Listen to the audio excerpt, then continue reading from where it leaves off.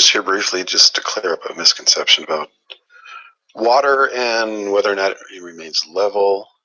A lot of flat earthers think that water is actually flat, but it's not flat.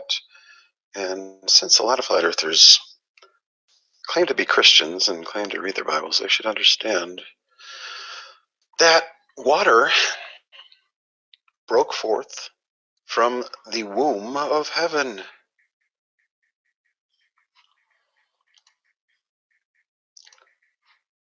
We can look at scripture in Job chapter 38.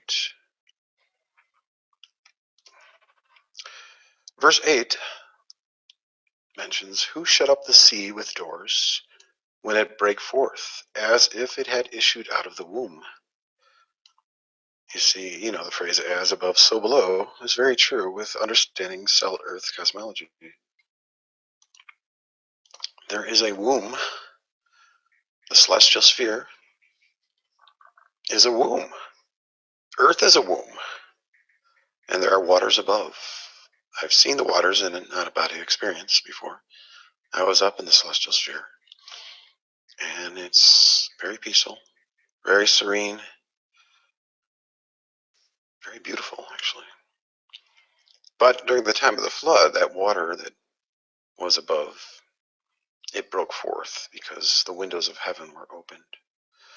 So, water being level, it's level only to the perpendicular of the concavity of the earth.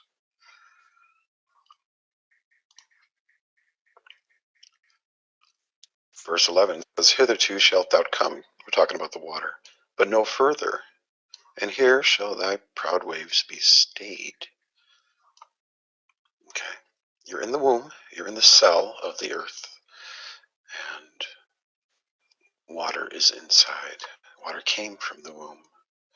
Hope that clears it up. So where is Antarctica on your cell Earth diagram? Oh, I'll show you. I can't really see whatever you're wanting to show me because my data is really slow. So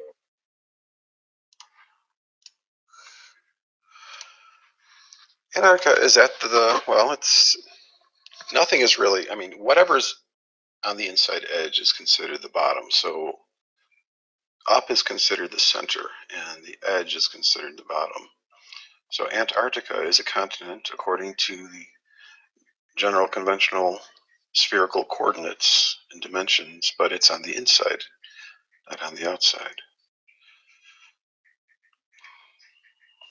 So basically, it's just you took the globe and turned it inside out. Well, it's reality. The globe is it's a bastardization of what's really going on. It's you're inside the sphere of the Earth. See, there's Antarctica over there. Okay, so the entire landmass is a sphere, but you're on the inside of it. Well, the entire Earth. It's not all land; it's earth and water. But yeah, it's on the inside of the sphere. Okay, and then there's another sphere in the middle. Yep. That contains the stars, sun, and moon. Yes, exactly. Okay. It's like concentric spheres. There's a glass sphere as well. That's between those. Actually, there's probably a couple glass spheres between the celestial sphere and the Earth sphere. Oh, okay. And then in the center of it all, there's an octahedron that we can't see, but we can see with radar, actually. Okay, I was just trying to get a better idea. Sure, no problem. I thought this chat was about to shut down. Was I wrong? Obviously, I was wrong. But oh, I don't know. Is this like the last show before Andre goes on vacation? Yeah, I think he already left. Oh, did he? Okay. Oh, okay. Looks like it's going to go till about almost a little bit like 11:24 p.m. my time. I'm in Europe, so I think it's going to be just a couple more hours. A couple hours? Oh, okay, cool. Yeah. All right. I'll catch you later. Okay.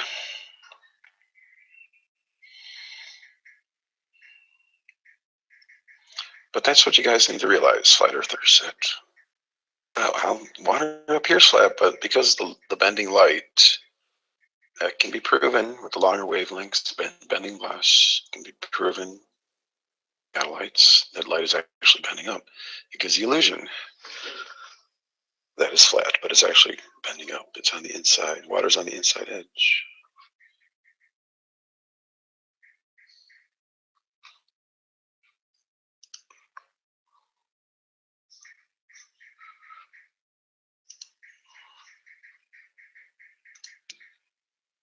This illustration.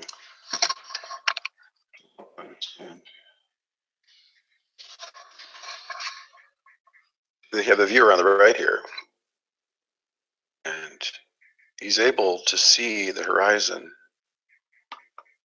but that's where it starts bending up away, and so it creates this blind area. And that's why it gives the illusion that the ship is actually sinking at a distance, but it's actually not. It's the light that's bending up. The curvature of your sight is bending more than the curvature of the Earth. That's what's creating the illusion.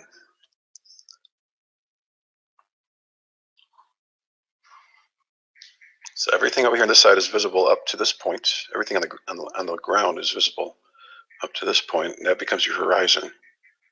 And then it starts rising up.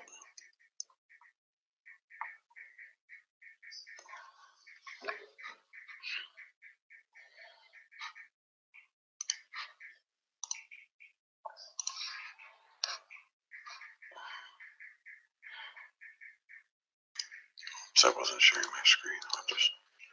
I'll have to repeat that again. So what I was saying,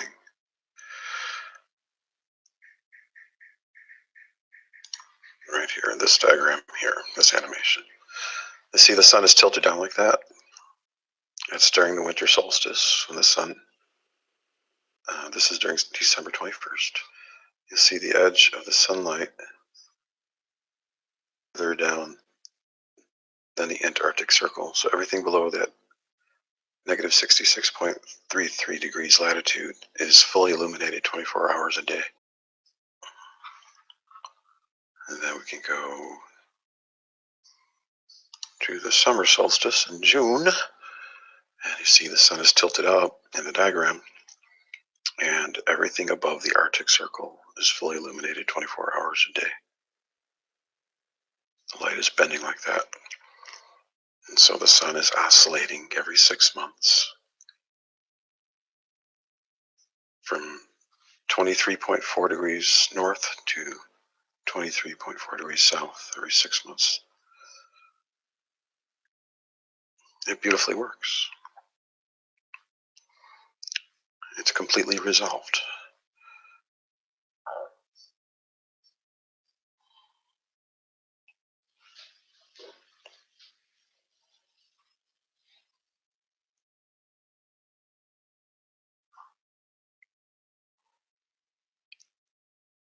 Welcome to the cell. Welcome to the womb.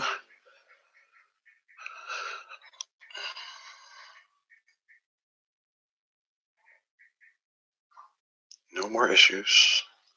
No more fighting. We're all going to just get along fine now.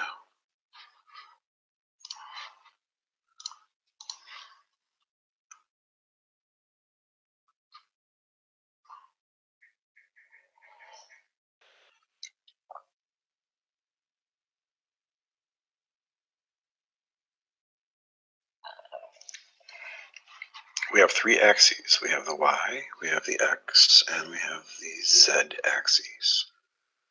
Three axes creating an intersection in the center, all perpendicular to each other.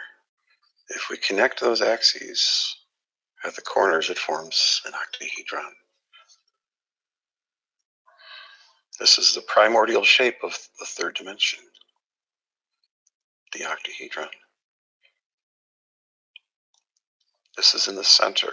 This is in the center of Earth as well as the center of heaven, because heaven is situated right in the middle of the Earth, mentioned in Job 38:33. So in crystal field theory, we have these negative ligands at the corners there. and they converge toward the center, toward the positive cation in the center there. And when they converge, they create a spherical field. And that's how we get spheres. That's why the Earth is spherical. That's why heaven is spherical.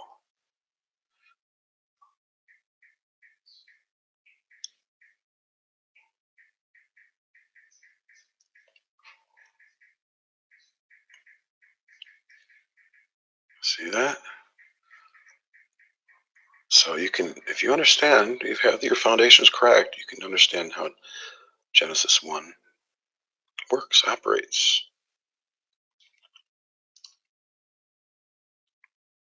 You have the foundations of the earth already in existence, and you have the light.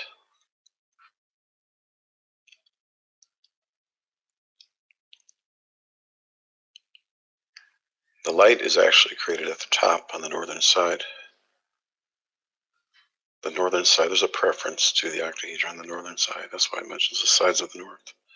That's why there's more land in the northern hemisphere. That's why it's warmer in the northern hemisphere. Because there's a preference on the northern side. And light actually generated the heat to separate this outer shell into two shells. Inside surface, this is the womb mentioned in Job 38:8. And then there was a separation that took place. And so now we have two wombs, basically. The lower and the upper, separated by the firmament. But in crystal field theory, you have these, they call them d orbitals. The dz squared orbital goes along the vertical z-axis with a toroidal shape in the center, which becomes your dielectric inertial plane. This is why we have an equator to the Earth. That actually is the division line that of the polarities that are reversed in the north from the south. Other orbitals, the dx squared minus y squared, and dxy, dxz, dyz actually. But the dz squared orbital is the reason why we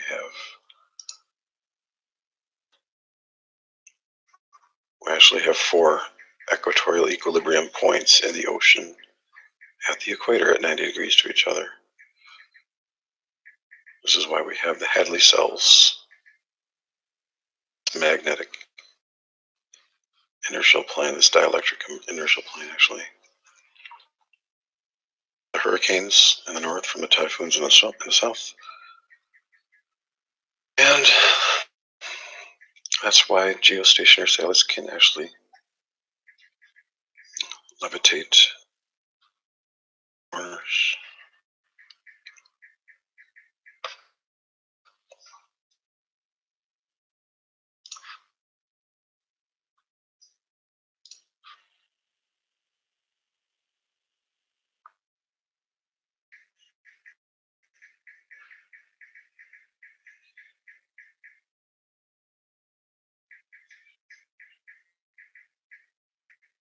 Video to the previous video I made about the moon orbiting within the concave Earth.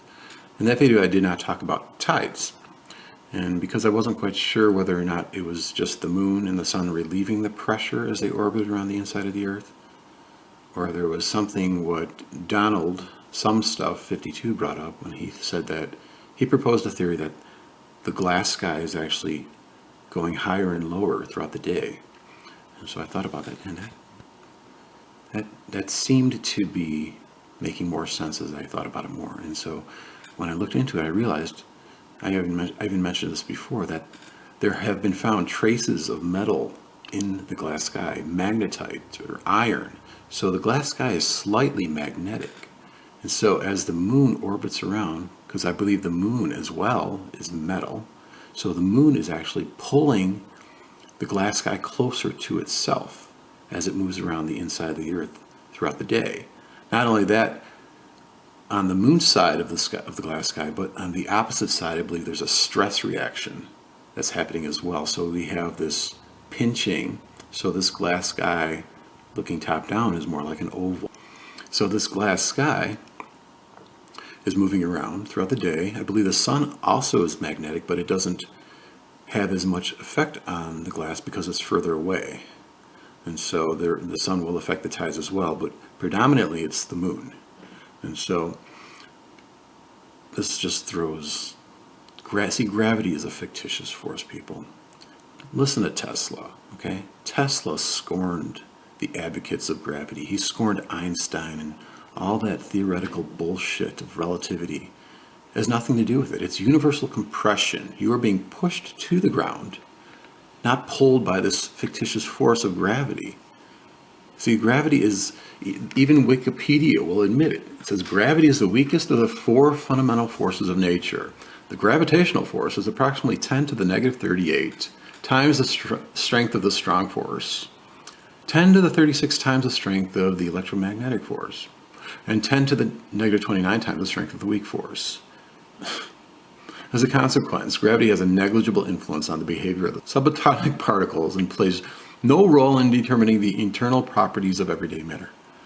No role. They just admitted gravity has no, this concept of gravity has no role in everyday matter. On the other hand, though, this is where the theoretical bullshit goes into outer space. They haven't been to outer space. They can't test whether or not there's a force called gravity. They just assume based on what? Tides? Well, I just explained to you why tides work. It has nothing to do with gravity. What else? The orbits of the planets? No, that's not because of gravity. I explained to you. I show you why the orbits of the planets work. It has to do with magnetism. It has to do with the temperature. When the planets get closer to the sun, they speed up. It has nothing at all to do with this fictitious force of gravity. See, they have to have this concept. It's this ad hoc concept. Oh, well, since the Earth is spinning and we're being held down to the Earth on this convex Earth, we have to make up this force. We have to, something has to be, it's just like just making up flying pink unicorns. It's the same fucking concept. It's fictitious. Okay, so on the other hand, gravity is the dominant force at the macroscopic scale.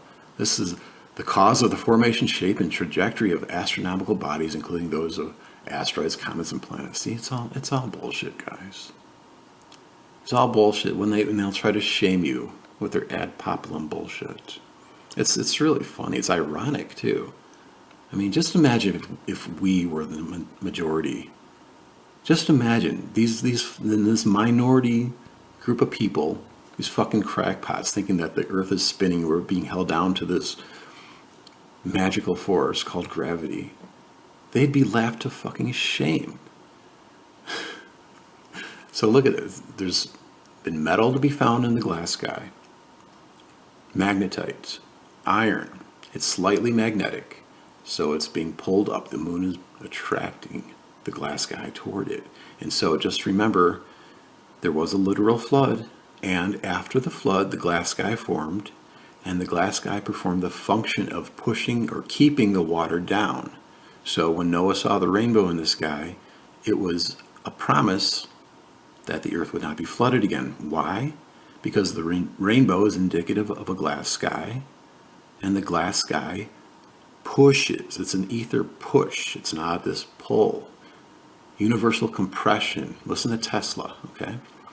Pushes you down. So the glass sky, when it's closer to the ground, the water level is lower. It's very simple. When it's higher to the ground, the water level heightens. It's right there. So now, once we get this ball rolling, once we get into the majority, we can start making fun of clowns like this guy. Gravity, you fucking retard! Gravity! Have you ever heard of fucking gravity? Gravity! Gravity! Listen to what he says backwards, though. Yeah! Yeah! Here!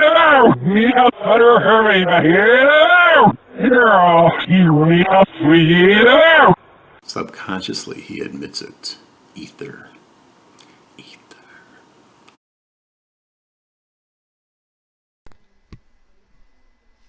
You've seen these videos before that they film in the ISS, or if you guys don't want to believe in an ISS, it's, you know, regardless, it's in a quote 0G environment. Gravity is fictitious, but we're talking about zero etheric push from one particular direction, as opposed to just in the center there. So we have a quote 0G environment here, an air bubble inside a water bubble. Get a bigger picture of that. An air bubble inside a water bubble. That's how the Earth is. You're inside the bubble of the Earth. That's how water curves up. Look at the surface tension of the air bubble. Flat Earthers understand that. Okay? You're not going to see the curvature of the Earth because of the light bending, more so than the curvature of the Earth. So, when you think, well, what is like the North Pole upside down? That's not how it works. I've told you before. Antarctica is down as well as the North Pole down, as well as Africa, as well as any land continent. You seen this graphic I made before? Wherever you are in the Earth, on the edge there, that's down. The center is up. There's an ether push that's pushing you perpendicularly to the edge of the Earth. Light is bending up. You're not being able to see the curvature of the Earth because light bends more than the curvature of the Earth.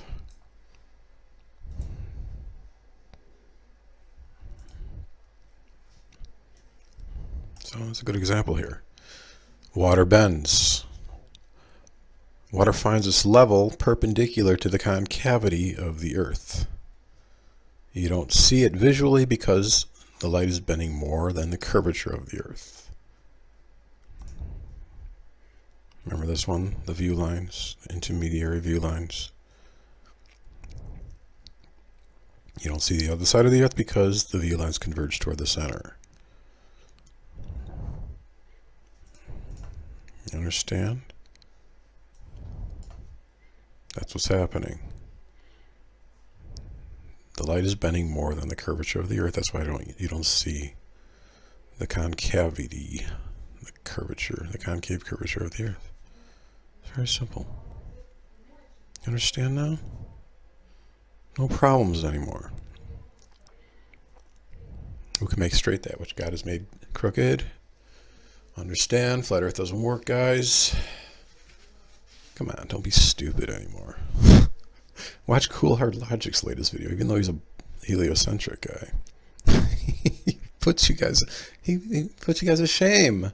Come on. Don't be stupid anymore. Enter the third phase of the Earth dialectic. You're in my dream. You're an instance in my dream. That's why I'm the source consciousness. You're inside my dream. You're inside my bubble. You're inside my dream bubble.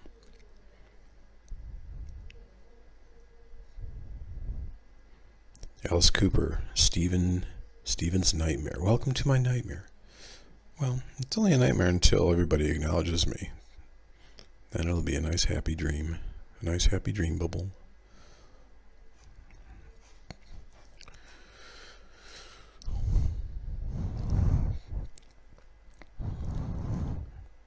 Okay, are you going to stop being stupid, flat earthers? Are you going to stop being utterly fucking moronic? Now's the time to stop being fucking stupid. Acknowledge. Look at me. Come on. I'm the only individual that disseminates the correct shape of the Earth. That's because you're inside my Earth. You're inside my dream bubble. This is my dream. You're inside of it. Acknowledge it. Stop fighting me. Stop being 180 degrees diametrically opposed to me. Stop fighting me. Resistance is futile. You're inside my dream bubble. All of you. All of you. All of you. Ballers. Flatters. You're all inside my dream bubble. All of you. I fooled you all.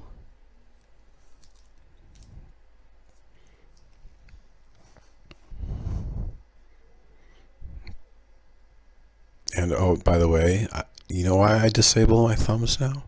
Because I don't allow you to judge me. You can't judge me. You can't judge the judge. I'm the judge. I'm the dreadful judge. You can't thumb me down. No, motherfuckers. You're cursed if you do. What the fuck is wrong with you? Dumbasses. You think you can judge the judge?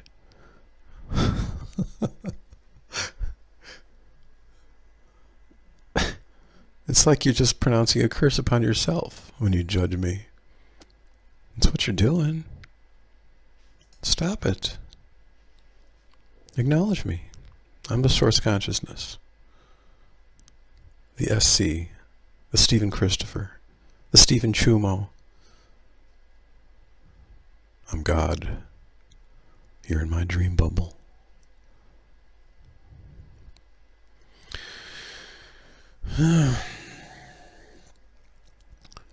My dream bubble will cause your fictitious dream bubbles to pop very soon. You're all inside my dream bubble. Donald Trump is inside my dream bubble. Hillary Clinton is inside my dream bubble. There's a glass ceiling in my dream bubble too. A literal glass ceiling.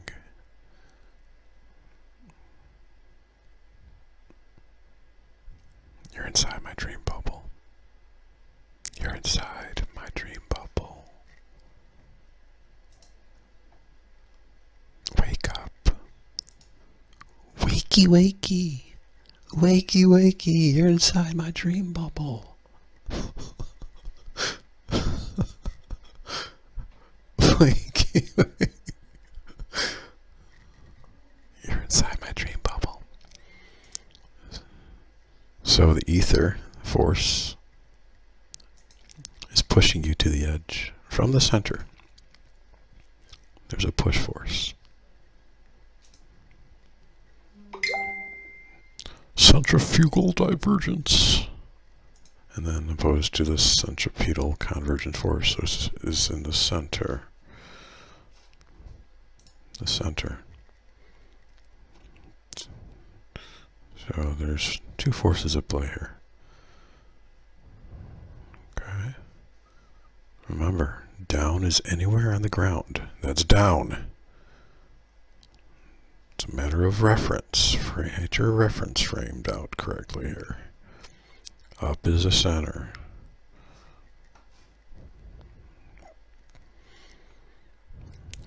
Wake up.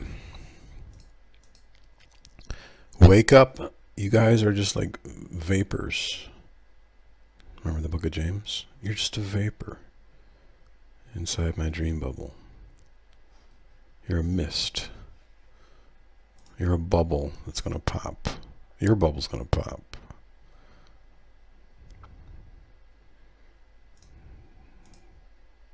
But mine's going to stay. My earth bubble. This is my earth bubble. You're inside my earth bubble. Okay? Capiche? It's the truth. Whether you like it or not. You mad? You mad?